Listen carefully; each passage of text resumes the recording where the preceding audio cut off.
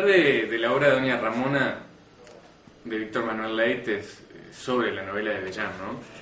La idea de este primer video es hablarles un poco sobre la obra y sobre aspectos de la obra que a mí me parece interesante mirar, poner la atención en ellos. A mí, yo no la conocía la obra, la conocí por medio de la invitación esta del aula virtual para realizar este curso. Y bueno, la leí, la estudié, leí críticas, la recepción que tuvo en su época, estudios que hay sobre la obra. Pero sobre el texto mismo, me resulta muy interesante el hecho de, por un lado, la línea política que trata el texto. Esa idea del Uruguay en conflicto del vallismo, esa idea de las clases sociales que van cambiando a nivel político y a nivel cultural, sus formas de relacionamiento, sus valores. Es muy divertido en la obra el personaje de la sirvienta y cómo efectúa una especie de contrapunto a las reformas sociales que están habiendo en el Uruguay, ¿no? El tema de las 8 horas, del día libre, que me parece que hace además a la identidad de lo que somos. Nosotros tenemos un discurso vallista. Parte de nuestro imaginario como país es el país generado por Valle, más allá de los cambios o de las filiaciones políticas que uno pueda tener. Y me parece que ahí hay una línea muy interesante de lectura sobre la obra, como que nos permite leer nuestra identidad como país, desde ese gran relato vallista que nos constituye. Otro de los elementos que a mí me interesa ponerle la atención para que podamos discutir entre todos, tiene que ver con la cuestión del género, con un análisis de la obra desde la perspectiva del género, que es un tema en el que yo me estoy especializando a raíz de mi estudio de maestría en teatro. Es muy interesante que la obra sea este mundo de mujeres encerradas en una casa. Hay varias referencias a lo largo del texto a que estas mujeres no salen. Podríamos empezar a pensar en lo que era el gineceo para los griegos, ese lugar de la casa propio para la mujer, ese universo del dominio femenino, que además está bien claro en la obra. Son las mujeres las que llevan esa casa adelante. Y el hermano que sí sale, que está afuera, que tiene el contacto con el exterior, con el trabajo, esa distinción entre vida privada y vida pública, ¿no? Que bueno, tanto ha sido estudiado y que también me parece que es interesante a la hora de leer la obra.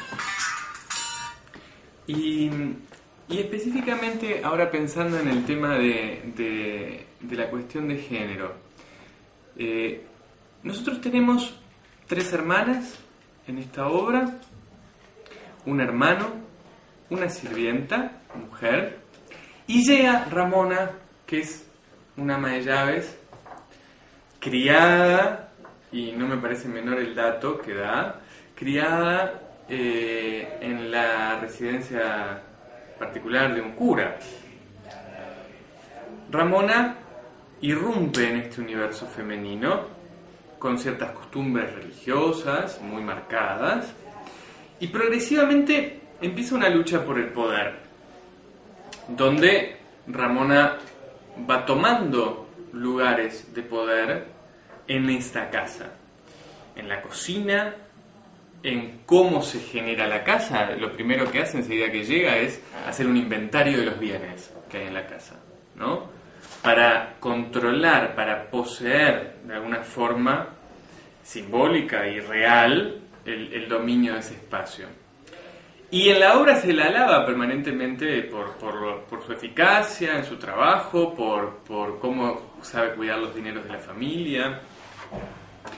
Y a la vez, junto a esto, empieza como otra línea, empieza a surgir el problema de esta mujer extraña sobre la cual se tienen tantas expectativas en un momento, que es la que las va a llevar afuera a las hermanas, a las que a las que va a permitir un poco esa salida hacia el exterior y a la que le van a poder imponer los paseos y otras diversiones de las cuales se ven privadas.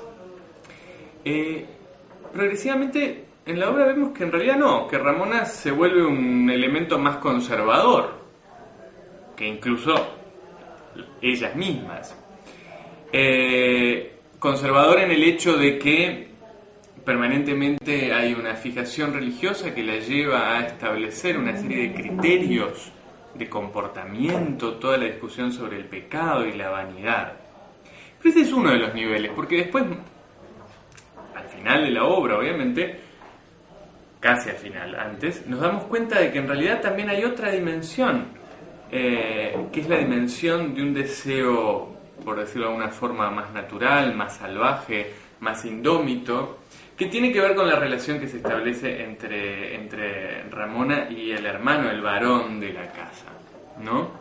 Toda la descripción de él cuando dice que la ve por el ojo de la cerradura, cómo ella se suelta el pelo, cómo se desviste, la luz de la vela, y cómo eso ha incitado su deseo, y también cómo ha colaborado a esa relación entre ambos, a ese deseo soterrado entre ambos, que está permanentemente en la obra también. Entonces, de esta forma llegamos a un desenlace de la obra que implica que Ramona es sacrificada ante el deseo del varón. Deseo del varón que es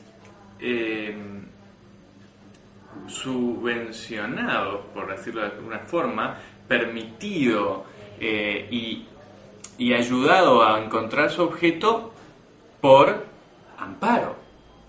Es Amparo la que termina de decidir a su hermano de poseer a Ramona, y es también ella la que en el final de la obra va a ordenar que se retire el plato de la mesa común, y son las tres hermanas las que terminan de alguna forma entregando a esa mujer a las fauces del varón para que satisfaga su deseo sexual y sus impulsos, que además no es una satisfacción romántica ni consentida, sino que es una violación.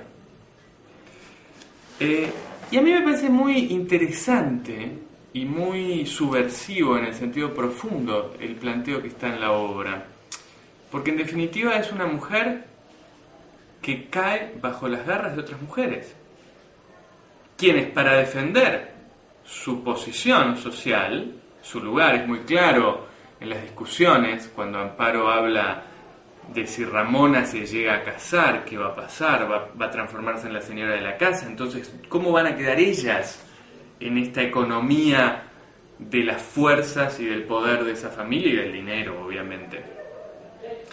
Entonces, realmente me resulta interesante poder leer la obra en esta perspectiva de una mujer que sí, cae presa de los deseos del varón, pero ¿por qué otras mujeres la ponen en ese lugar? Me parece que es algo que no ha aparecido en el estudio sobre la obra hasta ahora y que me interesaría reflexionar con ustedes en esta instancia del aula virtual. Creo que no es menor este hecho. ¿Hasta qué punto alguien incluso puede llegar a dañar al otro o a su otro semejante, en el caso de las relaciones entre estas mujeres, para salvar sus privilegios de clase, sus privilegios económicos, sus privilegios de poder? Esto era lo que les quería plantear en cuanto a alguna de las líneas ideológicas que aparecen en el texto de Doña Ramona.